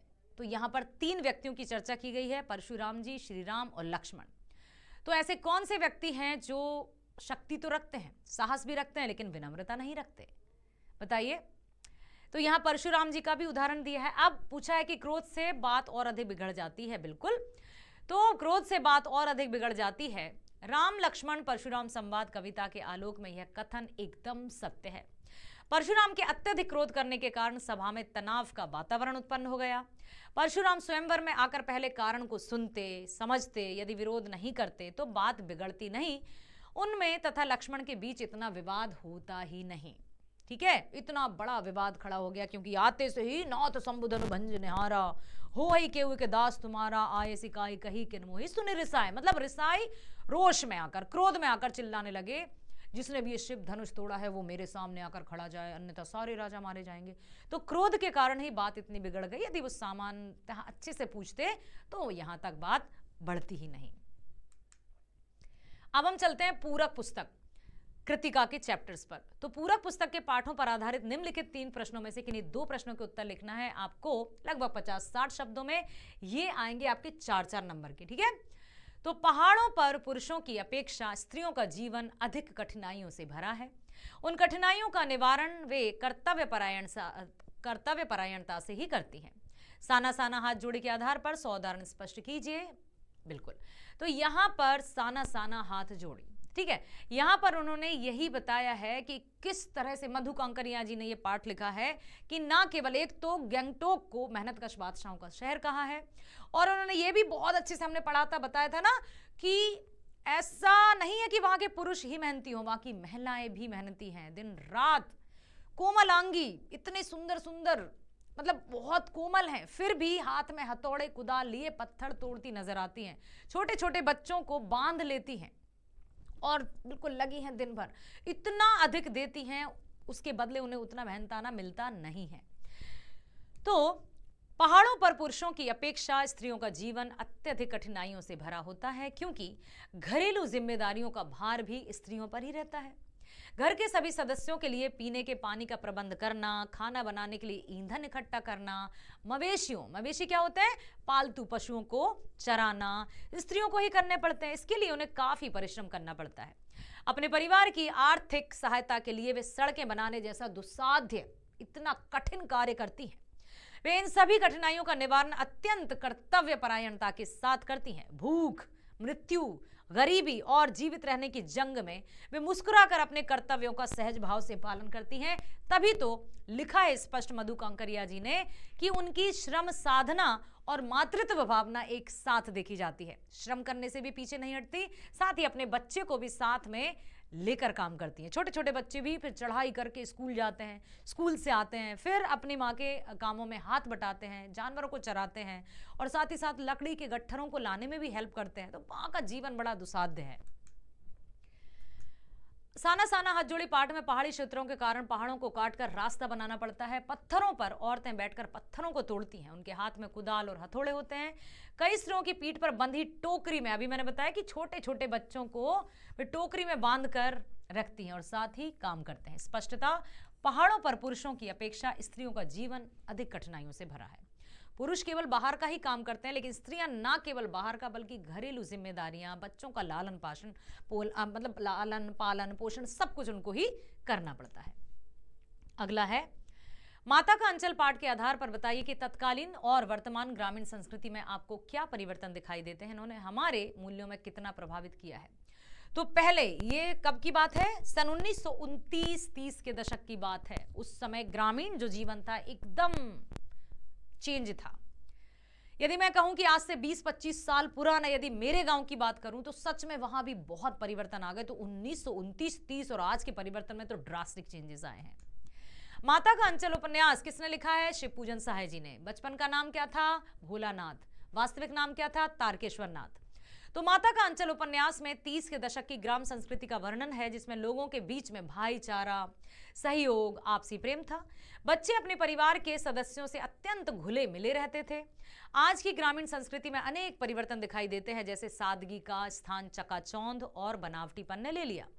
व्यवहार और बातचीत में सादगी के स्थान पर चालाकी तथा धूर्तता आ गई है। धूर्तता मतलब छलावट, दिखावटीपन। मन में कुछ और है, करने कुछ और जा रहे हैं, ठीक है। सुख दुख में परिवार के सदस्य पहले की भांति एक साथ नहीं होते। अब संबंधों में अपनापन नहीं रहा, उनमें धन और स्वार्थ आ गया है। इन परिवर्तनों ने हमारे मूल्यों को बहुत अधिक प्रभावित किया है। अब लोगों के बीच आत्मीयता, प्रेम, सहयोग दिखाई ही नहीं देता जो तात्कालिक संबंधों में दिखाई देता था। उस समय की जो प्रेम संबंध घर परिवार के तो रहते ही थे, साथ ही आस पड़ोस के संबंध भी ऐसे रहते थे कि हमेशा वे एक दूसरे की सहायता करने के लिए तत्पर रहते थे। जापान में जब हिरोशिमा और उस अस्पताल को देखा जहां रेडियम पदार्थ से आहत लोग वर्षों से कष्ट पा रहे थे, उन्हें देखकर यह प्रत्यक्ष अनुभव हुआ कि अनुभव से अनुभूति गहरी चीज है। मैं क्यों लिखता हूं, पाठ के आधार पर प्रस्तुत कथन के विषय में अपने विचार लिखिए। अज्ञे जी का ये पाठ है। तो अनुभव से अनुभूति गहरी चीज है। बिल्कुल, पहले आप समझ लीजिए कि अनुभव क्या है, अनुभूति क्या है, क्यों लेखक ने कहा कि अनुभव से अनुभूति अधिक गहरी। अनुभव क्या है, जैसे हम कहीं जाएं और वहां का हम लिखें कि अरे वाह, हमने वहां पेड़ देखे, पौधे देखे, लोग देखे, बहुत अच्छा माहौल था, ये अनुभव है। अनुभूति क्या है, वहां के लोगों का जन जीवन, सोच, विचार, आचार, व्यवहार क्या है और उन पर क्या प्रभाव पड़ रहा है। तो अनुभव से गहरी होती है अनुभूति। और ये उन्होंने तब किया था जब उन्होंने पत्थर पर एक आकृति देखी थी कि कैसे जला हुआ, मतलब पूरी जो रेस थी उनमें व्यक्ति जलकर उड़ गया भाप बनकर और मात्र उसकी छवि रह गई। एक बार लेखक ने जापान जाने पर हिरोशिमा के उस अस्पताल को देखा जहां रेडियोधर्मी पदार्थ से आहत लोग वर्षों से कष्ट पा रहे थे। इस प्रकार उसे इसका प्रत्यक्ष अनुभव हुआ। उसे लगा कि कृतिकार के लिए अनुभव से अनुभूति गहरी चीज है। यही कारण है कि हिरोशिमा में सब देखकर भी उसने तत्काल कुछ नहीं लिखा। फिर एक दिन उसने सड़क पर घूमते हुए खुद देखा कि एक जले हुए पत्थर पर एक मानव की लंबी उजली छाया है। उसकी समझ में आया कि विस्फोट के समय कोई वहां खड़ा रहा होगा और विस्फोट से बिखरे हुए रेडियोधर्मी पदार्थ की किरणों ने उसे भाप बनाकर उड़ा दिया। यह देखकर उसे लगा कि समूची ट्रेजेडी जैसे पत्थर पर लिखी है। अणु विस्फोट के वे क्षण थे उनके मन में साकार उठे। एकदम ऐसा लगा कि ओहो, उन्होंने महसूस किया, उन्हें ऐसा लगा कि वे स्वयं भी भोक्ता बन गए हों उस समय की त्रासदी का। अब हम चलते हैं खंड घ की तरफ, जो है रचनात्मक लेखन। प्रश्न है 12वां, निम्नलिखित 3 विषयों में से किसी एक विषय पर लगभग 120 शब्दों में अनुच्छेद लिखना है। रचनात्मक लेखन है। आपको पता है कि कितने विषय दिए हैं, 3 में से आपको एक पर करना है। तो बेटा ध्यान से सुनो कि जो भी टॉपिक आपको लगता है कि इन तीनों में से सबसे अच्छे से आप कौन सा लिख पाएंगे, कौन से संकेत बिंदुओं का पालन करते हुए आप बहुत अच्छे से पूरे 6 में से 6 नंबर ला पाएंगे, उसको आप चूज करना और उस पर लिखना। जैसे पहला है, सिकुड़ते वन बिगड़ता पर्यावरण। ठीक है। सिकुड़ते वन मतलब जंगलों की कमी और पर्यावरण में पॉल्यूशन, बिगड़ रहा है पर्यावरण। उसमें हमको कौन कौन से बिंदु शामिल करने होंगे? भूमिका, उसका इंट्रोडक्शन देना होगा, वनों का महत्व बताना होगा कि क्या है वनों का महत्व, सिकुड़ते वन का अर्थ क्या होगा, पर्यावरण पर क्या प्रभाव होगा, वो सब हम देखेंगे। तो आज विश्व में विकास की अंधी दौड़ में बड़ी तेजी से वनों को काटा जा रहा है, वृक्षों की कटाई अंधाधुंध की जा रही है, जिससे पर्यावरण का संतुलन बिगड़ रहा है। इस कारण पृथ्वी पर जीवों के अस्तित्व का खतरा बढ़ गया है। वनों का हमारे जीवन में बहुत महत्व है। हमने जीवन रक्षक जड़ी बूटियां, औषधियां, ईंधन आदि मिलता है। साथ ही हरे भरे पेड़ों से हमें ऑक्सीजन भी मिलती है, जो जीवित रहने के लिए अनिवार्य है, क्योंकि प्राणवायु है। वृक्षों से पर्यावरण संतुलन बना रहता है, क्योंकि जीवों द्वारा उत्सर्जित कार्बन डाइऑक्साइड को पेड़ पौधे प्रकाश संश्लेषण की प्रक्रिया में शोषित कर लेते हैं तथा बदले में ऑक्सीजन उत्सर्जित करते हैं। फोटोसिंथेसिस की आपने पढ़ाई होगा। दूसरी ओर जंगलों के कारण बारिश होती है। वनों के रहने से पेड़ों की जड़ें मिट्टी को बांधने का कार्य करती हैं, जिससे भूमि का कटाव या भूस्खलन या सॉइल इरोजन नहीं होता या कम होता है। आधुनिक समय में जनसंख्या वृद्धि के कारण जंगलों का कटाव बढ़ गया है। मनुष्य अपने पांव पसारता ही जा रहा है। पेड़ों और जंगलों से हम अपनी आवश्यकताओं को तो पूरा करते हैं, परंतु तेजी से बढ़ती जनसंख्या के कारण मानव अपनी आवश्यकताओं के लिए अंधाधुंध जंगलों का विनाश कर रहा है। यही कारण है कि आज जंगलों का अस्तित्व खतरे में है। शहरीकरण का दबाव, बढ़ती आबादी और तेजी से विकास की भूख ने हमें प्रकृति से वंचित कर दिया है। मनुष्य इतना स्वार्थी हो गया है, इतना लालची हो गया है कि वो केवल और केवल अपने स्वार्थ के बारे में सोच रहा है। वन, पशु, जीव जंतु, इनके बारे में वो सोच ही नहीं रहा है। उसे लगता है कि मैं आज यहाँ जो वन है, जंगल, इनको काट कर एक बड़ा सा फैक्ट्री का निर्माण कर लूं, मुझे बहुत सारे धन पैसे मिलेंगे। अरे भाई, धन क्या, धन से या पैसों से भूख मिटती है क्या? जब जंगल नहीं रहेंगे, वनस्पतियां नहीं रहेंगी, तो कैसे साइकिल होगी, कैसे जो चक्र चलेगा? अब प्रकृति से वंचित जब मनुष्य ने जंगलों को काटकर बस्तियां बसाई और खेती शुरू की, तब सभ्यता के विस्तार की शुरू थी। किंतु विकास के नाम पर मनुष्य की अपनी स्वार्थ पूर्ति के चक्कर जंगलों की कटाई का सिलसिला लगातार चलता रहा है। यदि जंगल नहीं बचे तो हमारी सभ्यता का अस्तित्व ही खतरे में पड़ जाएगा। सिकुड़ते वनों के कारण हमें शुद्ध वायु, जल, धरातल मुश्किल से प्राप्त हो रहे हैं। यह हमारे स्वास्थ्य जीवन के लिए कष्टदायक है और अवरोधक है। वनों के अभाव के कारण विभिन्न प्रकार के जंगली जीव जंतुओं की भारी कमी हो गई। कितनी सारी जातियां तो लुप्त हो गई हैं। साथ ही साथ प्रकृति का संतुलन बिगड़ रहा है। अंततः कहा जा सकता है, यह निष्कर्ष है कि पृथ्वी पर सभी प्राणियों का अस्तित्व बचाने के लिए पेड़ पौधों को मित्र समझकर उनकी रक्षा करना आवश्यक है। सरकार के साथ साथ प्रत्येक नागरिक को यह संकल्प लेना चाहिए कि वह अपने निजी स्वार्थ के लिए वनों का विनाश करके पर्यावरण को हानि नहीं पहुंचाएगा। जब हम सब ठान लेंगे तभी हम कुछ ये कर पाएंगे, अन्यथा वो दिन दूर नहीं कि जब, अभी तो कुछ महाभयंकर जानलेवा बीमारी के कारण ऑक्सीजन सिलेंडर्स रखे जाते थे ना, पता चलेगा यदि ऐसे ही वनों की कटाई होने लगी तो आगे भविष्य में हर एक व्यक्ति अपने पीठ के पीछे सिलेंडर, ऑक्सीजन सिलेंडर जरूर टांगे रहेगा। फिर क्या करेंगे? इसलिए वनों की रक्षा और कटाई को हमें रक्षा करनी होगी, कटाई को रोकना होगा। दूसरा है सिनेमा और युवा पीढ़ी। भूमिका, युवा पीढ़ी पर सकारात्मक प्रभाव, युवा पीढ़ी पर नकारात्मक प्रभाव, उद्देश्य प्रधान सिनेमा की आवश्यकता। आज के आधुनिक युग में सिनेमा का हमारे जीवन में प्रभाव बहुत अधिक बढ़ गया है। फिल्में हमारे जीवन का महत्वपूर्ण अंग बन गई हैं। बच्चे, बूढ़े सभी फिल्मों की नकल करने की कोशिश करते हैं। युवा पीढ़ी की बात की जाए तो सिनेमा का प्रभाव उन पर सबसे अधिक पड़ रहा है। जैसा मैगजीन, जैसा सोशल मीडिया पर देखेंगे, वैसा खुद को बनाने का वो कोशिश करने लगते हैं। वो अपनी बुद्धि से सोचते ही नहीं है। सिनेमा के बहुत सारे प्रभाव जिससे युवा पीढ़ी सबसे अधिक प्रभावित होती है। सिनेमा एक तरफ जहां हमारे जीवन पर अच्छा प्रभाव डालता है, वहीं दूसरी ओर इसका बुरा प्रभाव होता है। सभी फिल्में विभिन्न प्रकार के दर्शकों की रुचि को पूरा करने के लिए बनाई जाती हैं। ऐसी फिल्में जिनमें शिक्षाप्रद सामग्री शामिल होती है को देखने से युवा पीढ़ी का ज्ञान बढ़ता है और उन पर सकारात्मक प्रभाव पड़ता है। दूसरी ओर फिल्में युवा पीढ़ी के लिए मनोरंजन के रूप में भी सहायक सिद्ध होती हैं। अत्यधिक सिनेमा देखना युवाओं के लिए समय की बर्बादी है। यदि सिनेमा देखता रहा तो वो कब अपने समय का सदुपयोग करेगा, कब वो अपने लक्ष्य के बारे में सोचेगा, कब वो अपने भविष्य के बारे में सोचेगा। कई युवाओं को फिल्मों की लत लग जाती है और वे अपना कीमती समय पढ़ाई के स्तर पर फिल्म देखने में लगा देते हैं। आजकल ऐसी कई फिल्में प्रदर्शित हो रही हैं जो दुष्प्रभाव सीधा दर्शक पर छोड़ती हैं। नए नए फैशन दर्शकों को दिखाए जाते हैं, जैसे बहुत सारी चोरी, डकैती, बलात्कार के दृश्यों को से युवा पीढ़ी बहुत अधिक नकारात्मक प्रभाव पड़ता है। सिनेमा युवा पीढ़ी की मानसिकता पर सीधा प्रभाव डालता है। कभी कभी तो वे स्वयं खतरे में खुद को डाल देते हैं, जीवन को बर्बाद तक कर लेते हैं। वास्तव में सिनेमा के कुछ लाभ हैं तो बहुत अधिक हानि भी है। फिल्मों ने हमारे सामाजिक जीवन को विकृत कर दिया है, बिगाड़ दिया है। इनमें सुधार लाने के लिए सामाजिक उद्देश्य प्रधान की फिल्मों का निर्माण करना आवश्यकता है। फिल्मों में मनोरंजन के साथ साथ मार्गदर्शन भी होना चाहिए।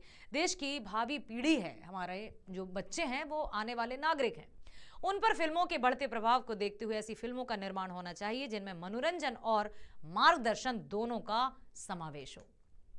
राष्ट्रीय एकता, ठीक है, भूमिका, एकता के अभाव के दुष्परिणाम, महत्व एवं आवश्यकता और राष्ट्रीय एकता में बाधक तत्व क्या है। कौन सी ऐसी चीजें हैं जिनसे राष्ट्रीय एकता नहीं हो पाती है, क्यों मनमुटाव उत्पन्न हो रहे हैं।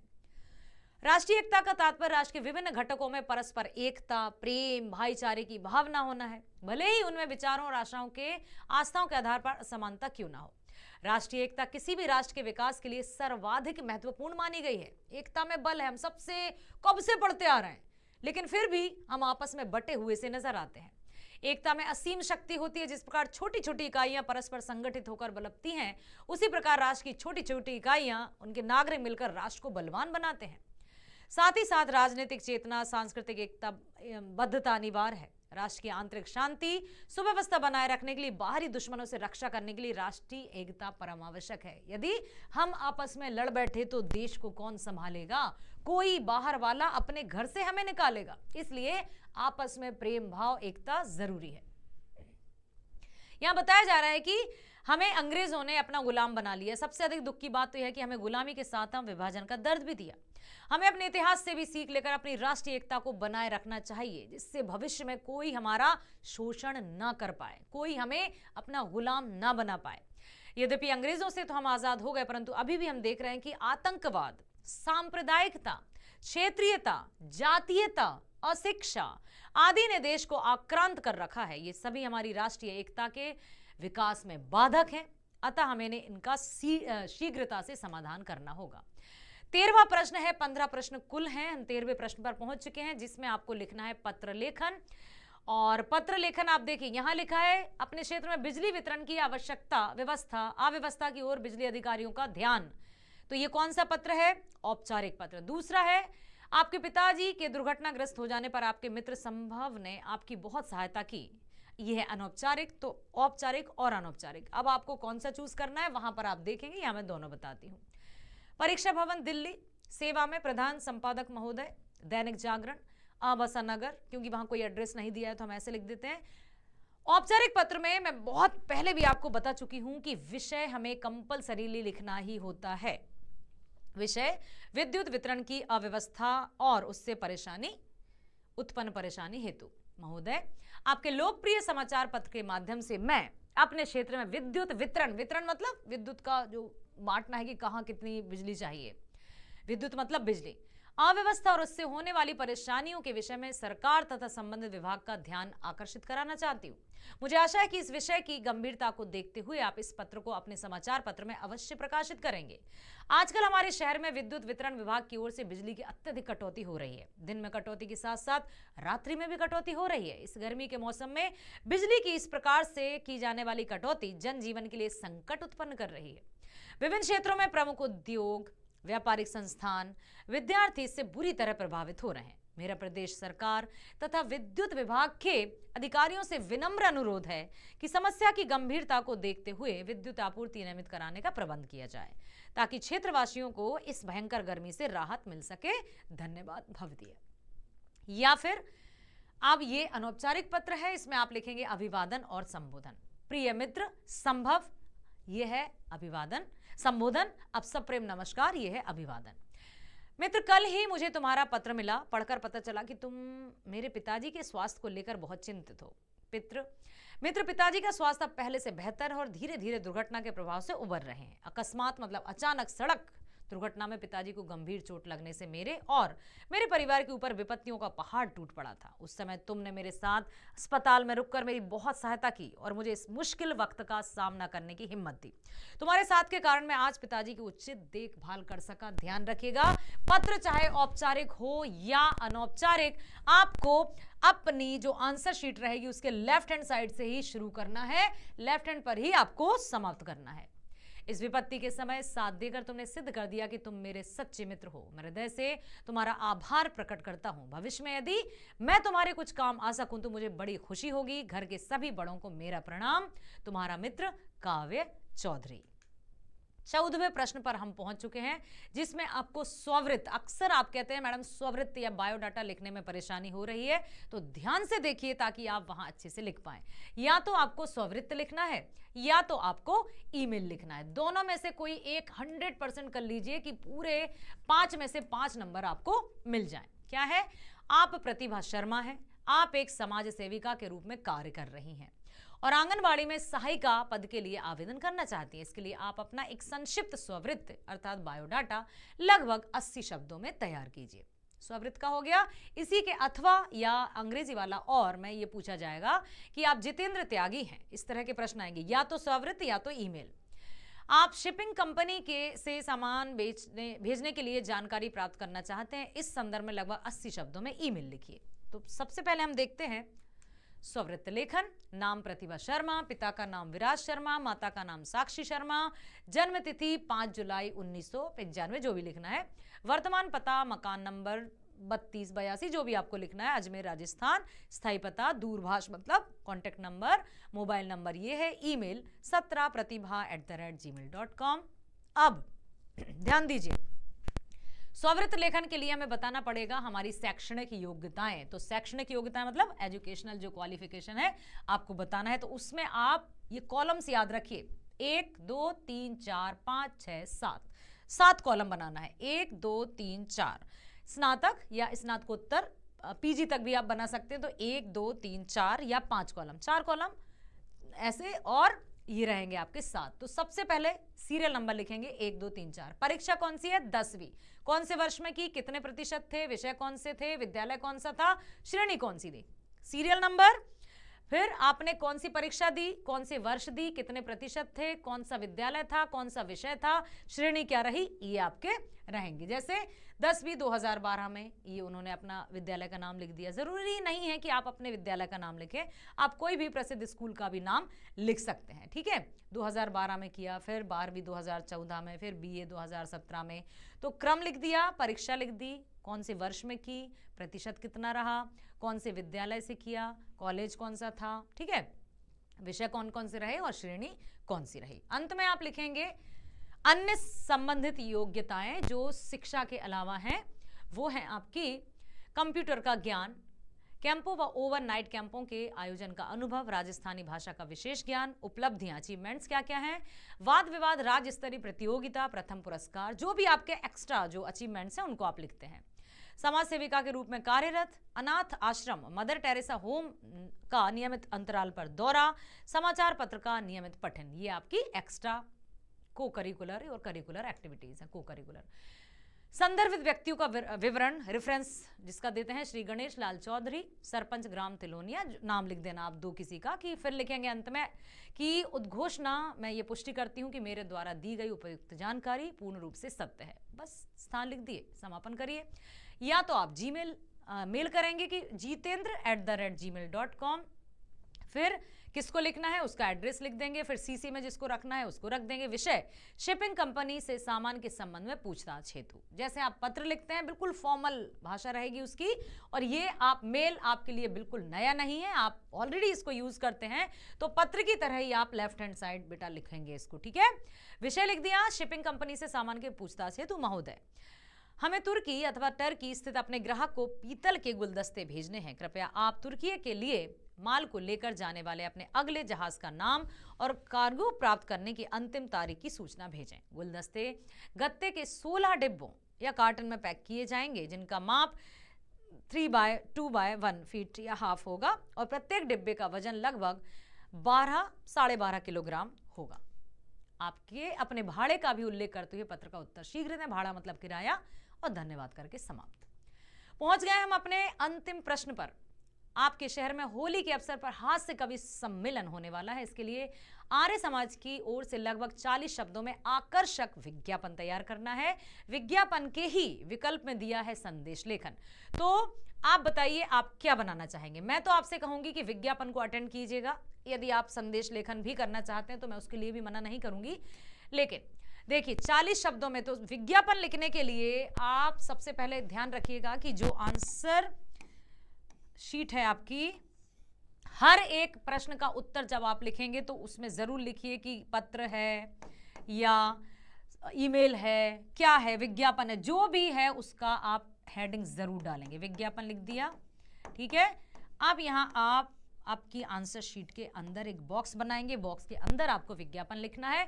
तो जिस भी विषय से संबंधित आपको विज्ञापन बनाना है, पेंसिल उठाइए, पेंसिल से आप या अपने ब्लू पेन से भी एक चित्र बना दीजिए। चित्र के आसपास उसका गुण बता दीजिए, उसकी क्वालिटी बता दीजिए। आपके शहर में होली के अवसर पर हास्य कवि सम्मेलन होने वाला है। इसके लिए आर्य समाज की ओर से लगभग 40 शब्दों में आकर्षक विज्ञापन तैयार कीजिए। या फिर आप अमाया सिंहल हैं, आपके मित्र ने तैराकी में स्वर्ण पदक प्राप्त किया है। इसके लिए लगभग 40 शब्दों में विज्ञापन, इसमें आपको लिखना है संदेश। अब देखिए हास्य कवि सम्मेलन, सबसे पहले आप लिख देंगे बड़े सुंदर तरीके से, आकर्षक तरीके से हंसी वाला इमोजी लगाते हुए बड़े बड़े अक्षरों में लिख देंगे विराट हास्य कवि सम्मेलन। पहले हेडिंग देंगे आप, ठीक है। फिर कब कहा है उन्होंने, होली के समय, होली के रंग हास्य कवि के संग, मुस्कुराहट से ठहाकों तक।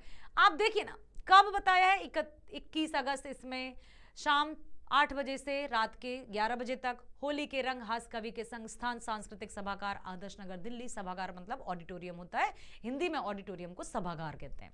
भारत के प्रसिद्ध हास्य कवि श्री सुरेंद्र शर्मा जी, डॉक्टर भुवन मोहनी व श्री पार्थ नवीन आदि आमंत्रित हैं। सुरेंद्र शर्मा जी का नाम सुनते ही मुझे याद आ गया जब 2020 में इन्हीं के हाथों से मुझे राष्ट्रीय रचनात्मक अवार्ड मिला था। जिसकी मस्ती जिंदा है उसकी हस्ती जिंदा है। हास्य कवि सम्मेलन का लुत्फ उठाने के लिए अवश्य आए निवेदक सकल आर्य समाज। वाह, इस तरह से आप लिखेंगे। अरे भाई 5 नंबर का है ना, ऐसा लगेगा काश 4 नंबर नहीं 5 के दे दो, अरे इसको पूरे के पूरे नंबर दे दो, बहुत अच्छा लिखा है बच्चे ने। या फिर आप लिखेंगे संदेश, तैराकी में प्रथम आने पर शुभकामना, संदेश, प्रवेश निःशुल्क, दिनांक 10 जनवरी आपको बताना पड़ेगा संदेश राइटिंग में, ठीक है। प्रिय मित्र, कल शाम टीवी में तुम्हें देखा और तुम्हारी उपलब्धि के विषय में पता चला कि तैराकी में तुम्हें प्रथम आने पर स्वर्ण पदक मिला है और ओलंपिक में भी तुम्हारा चयन हो गया है। देखकर मन प्रसन्न हो गया। तुम्हारी मेहनत रंग लाई। आगे चलकर तुम देश का नाम खूब रोशन करोगे, मुझे पूरा विश्वास है। तुम्हें व तुम्हारे सपरिवार को मेरी और मेरे माता पिता की ओर से हार्दिक शुभकामनाएं। तुम्हारी मित्र। यहाँ नाम दिया है तो आप नाम लिखिए, नाम नहीं दिया है तो आबासा या काका गा लिख कर आइए। इस तरह से आप लिखेंगे। अब चले हम 14वें, अच्छा ये तो हो गया, ठीक है, सॉरी। अब हम आगे चलते हैं और ये हो गया समापन। तो ये रहा आपका सैंपल पेपर। बिल्कुल इसी तरह से आपको बोर्ड परीक्षाओं में हिंदी का प्रश्न पत्र आपके हाथों में आने वाला है। खुद पर रखो भरोसा, आप जीतोगे, आप बहुत अच्छा करोगे बस। लेकिन ये नहीं है कि बिना कुछ किए ही हो जाएगा सब। करना तो है, मेहनत करना है, खुद पर भरोसा रखना है, प्रैक्टिस करना है, जो मैंने बताया उसको ध्यान में रखना है और परीक्षा हॉल में जाकर पढ़िएगा, अच्छे से प्रश्न पत्र पढ़िएगा। जो भी पोर्शन आपको पहले सबसे बेस्ट तरीके से आ रहा है उसको ही करना है। ऐसा नहीं है कि खंड आ या का से ही हमें शुरू करना है। आपको लगता है कि व्याकरण पहले करना है तो बिल्कुल व्याकरण पहले करिए, ठीक है। रचनात्मक लेखन को आप लास्ट में ही करिए क्योंकि उसमें थिंकिंग स्किल है तो उसमें समय लगेगा। तो व्याकरण पोर्शन या पाठ्य पुस्तक को आप जो इजीली कर पाएंगे उसको पहले अटेम्प्ट कीजिएगा। बाकी मेरी शुभकामनाएं आपके साथ है। स्वस्थ रहो, खुश रहो, धूम मचा दो। All the best.